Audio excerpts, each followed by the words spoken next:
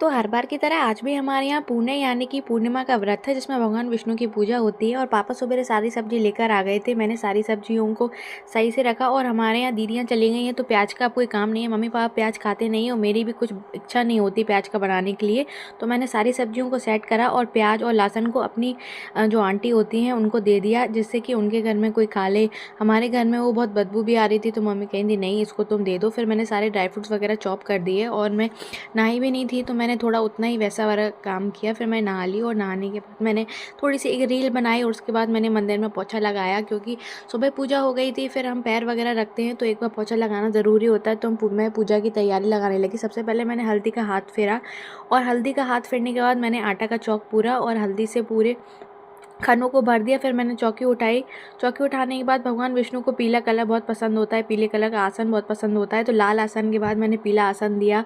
उसके बाद जल रखा और सारी पूजा की तैयारी लगाना एक एक करके शुरू कर दी। चंदन रोरी सारी जो भी सामग्री पूजा में लगती है उसको मेरा ही काम होता है लगाने के लिए। फिर पूजा में बहुत लेट हो रहा था, पापा नहा नहीं रहे थे, सवेरे से लाइट नहीं थी तो मैं वॉशिंग मशीन में कपड़े धो के सूखने डालने आ गई थी। लाइट ना होने की वजह से बहुत सारे काम पेंडिंग पड़े थे और पापा भी नहाने में टिक टिक कर रहे थे। फिर जैसे ही मैं अंदर गई तो मैंने देखा पापा पूजा में बैठ चुके हैं और मैंने सारी पूजा की तैयारियां पहले ही लगा दी थी तो उन्होंने पूजा शुरू कर दी थी। भगवान के कपड़े में भी मैं उठा लाई थी और पूजा की थाली मैंने लगा के रख दी थी। पूजा में मैं नहीं बैठ पाती हूँ क्योंकि कभी कभी कुछ सामान भूल जाते हैं तो उठाने उठना पड़ता है या कोई बैल बजा दे तो जाना पड़ता है खोलने के लिए। फिर मुझे बहुत तेज़ भूख लग रही थी तो मैंने अपने लिए सैंडविच बनाया क्योंकि मम्मी पापा का फास्ट था और पूजा की थाली भगवान को जब तक प्रसाद नहीं लगता तब तक कोई नहीं खाता तो मेरा तो उपास नहीं था।